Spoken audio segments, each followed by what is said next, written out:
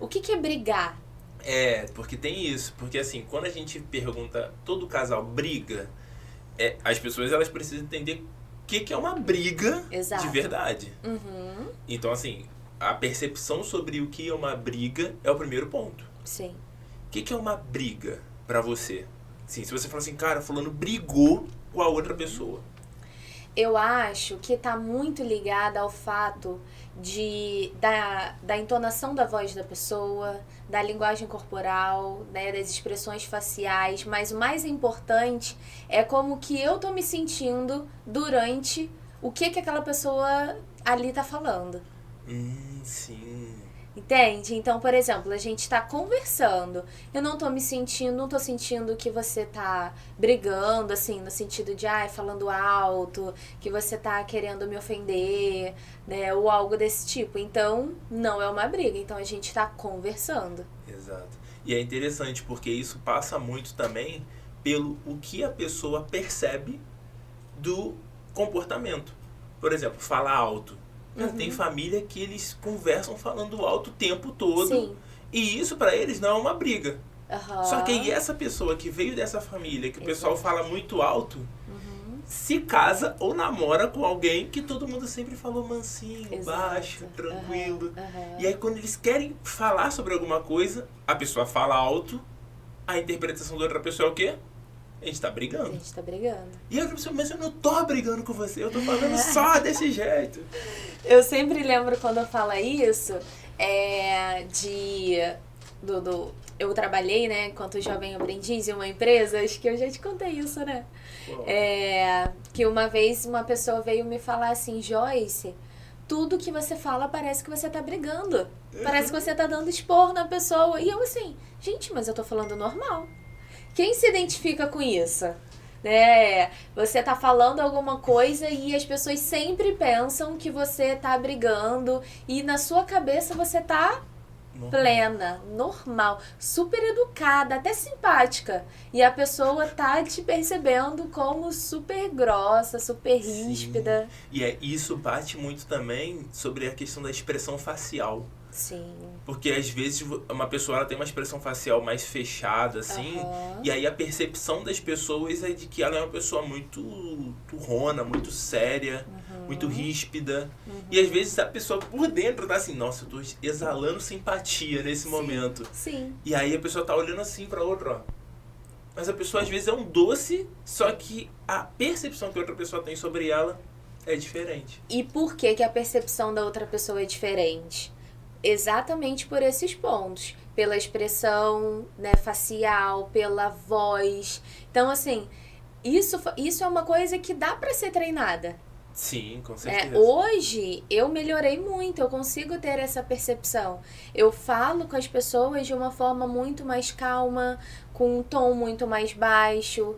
Então, isso diminui essa sensação de que alguém tá brigando com você. Sim. Então, assim, acho que esse é o início de tudo. Quando a gente começa a falar sobre briga, entender que dependendo do tom que você está usando, da expressão facial que você está fazendo, das palavras que você está usando, essa outra pessoa ela vai entender isso como uma briga. Verdade. E isso entra muito nessa questão cultural também, né? Da percepção do que é você estar brigando, sendo duro com alguém ou não. Sim. E a gente vê muito, por exemplo, antigamente, né, uma criação de antigamente com os pais, às vezes, muito distantes das crianças. Às vezes o pai ele não demonstrava muito carinho e afeto. E a criança fala, pô, meu pai nem me ama. Sim. E assim, às vezes o pai, no pensamento dele, fala assim, nossa, eu amo muito essa criança. Sim. Só que a criança nunca percebeu isso. Por quê? Porque pra ela a demonstração de carinho e de afeto era de uma forma. Sim. E aí quando a gente traz isso pra casal, né, pra relacionamento, namoro, noivado, casamento, qual a demonstração que a gente tá dando de que a gente de fato não está brigando? Sim. Entende? E às vezes a gente não consegue parar e pensar, cara, como que a gente se comunica pra dizer que a gente não tá brigando, a gente tá conversando sobre um assunto sério. Boa. Porque a briga vem muito nesse momento de conversar assunto sério. Aí eu falo, poxa, por que a minha analogia de conversar assunto sério quer dizer que vai gerar uma briga? Poxa, não tem que ser assim. Sim, sim. E aí eu acho que a comunicação entra como um fator primordial aí. Nesse ponto, nesse momento de, peraí, a gente tá brigando ou a gente tá conversando?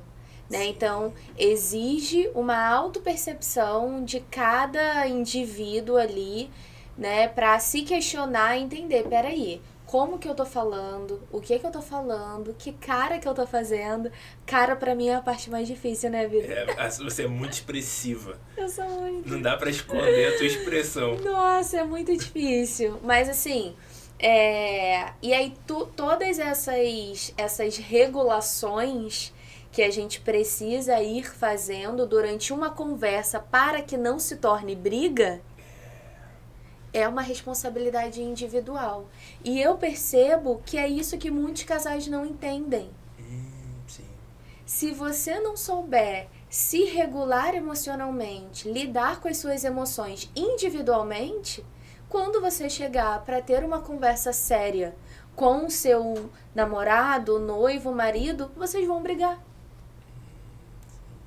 Uma ideia de autorresponsabilidade também. Ah, mas aí eu tava tranquila e o Rafael começou a gritar comigo e aí eu gritei de volta. Virou uma briga. Sim, você meio que bota a culpa do seu comportamento no comportamento do outro. Pois é. E aí? Sim. Isso é muito comum, né? Muito comum. Muito comum. Então vira uma briga. Às vezes, né, dificilmente uma briga começa a ser uma briga desde a primeira palavra que saiu da boca do casal. Vira uma briga conforme a comunicação vai se dando ali naquele momento. E por que vai virando uma briga? Muitas vezes por essa falta de regulação emocional. A pessoa começa a falar mais alto, aí você começa a falar mais alto, aí a pessoa usou uma palavra que você se sentiu ofendida, você vai usar uma palavra que vai ofendê-la. Sim. Meio que fica um atacando o outro ali. Exatamente. E vira uma briga. E vira uma briga.